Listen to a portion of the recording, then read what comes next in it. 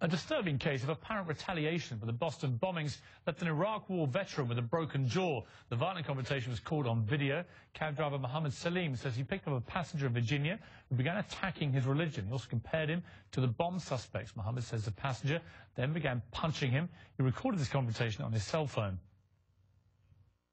You fucking radical are blowing people up all over the world. Who, me?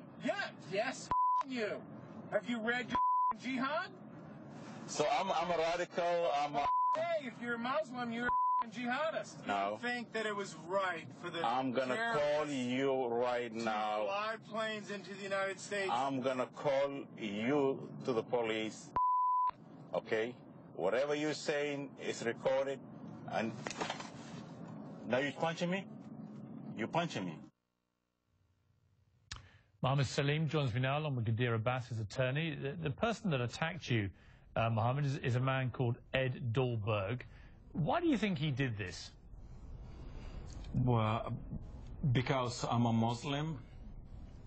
And we don't really have to infer as to why it is that Ed Dahlberg chose to verbally assault Mohamed as well as attack him.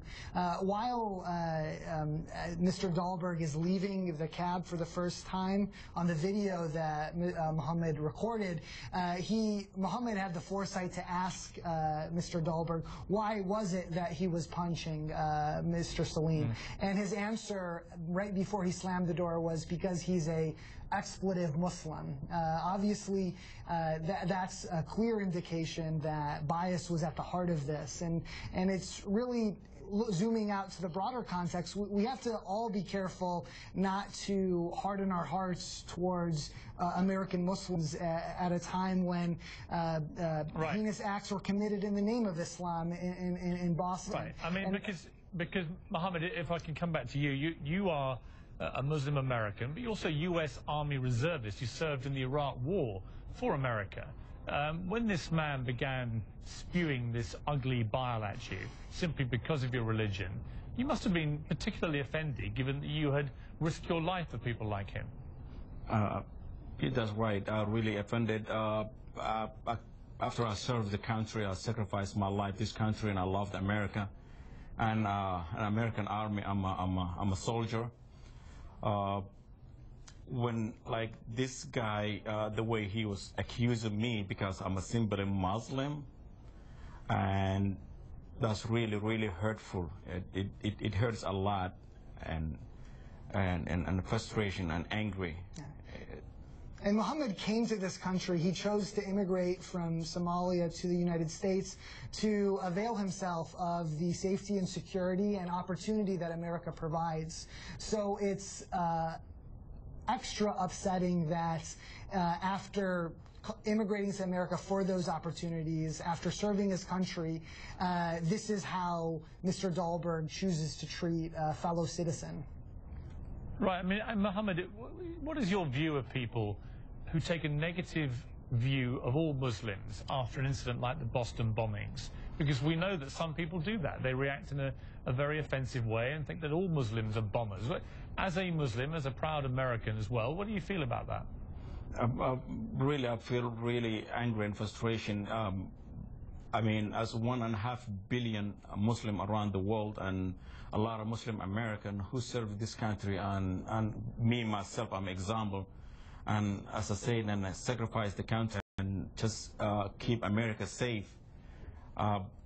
That's really, it frustrated me and really angry. So we don't deserve this. We American like them or like him.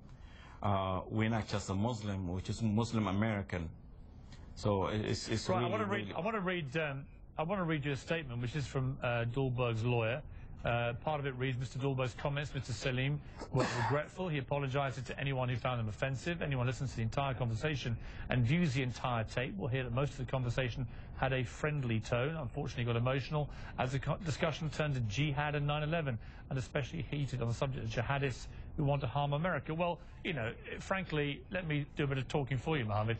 That wasn't a friendly conversation that we heard. It was a deeply offensive slur on you and all Muslims, and particularly American Muslims, who had nothing to do with the Boston bombings. So they can tap dance all they like on this, but we heard what we heard and we saw what we saw. My question to you is this. How did you keep your cool? You're a big man, you're a trained soldier. Were you not tempted to head him back and deal with him properly? Actually, that's the way I handle, as you said, I'm well-trained physically and tough trained, but I didn't take that way. Actually, I just, calm myself.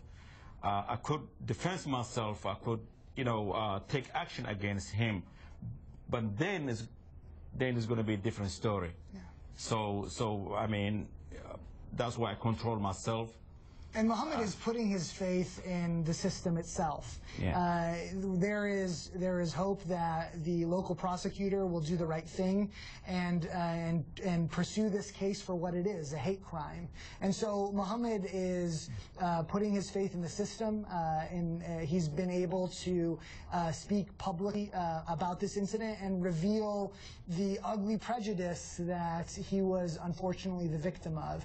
And the hope is that this is an opportunity for all Americans to reject anti-Muslim prejudice. We can't let the... Thank you. Okay, I'm sorry. I know that you have to go to your shift, Mohamed, which is obviously what you need to do is most important to you. I want to just thank you for coming on, for telling your story. It's a disgusting story in many ways, and I'm appalled that you've been treated this way by this repulsive man. I wish you every success in going after him in court, and thank you for your service for America, particularly in Iraq, and I wish you all the very best for the future. Thank you very much. Thank you.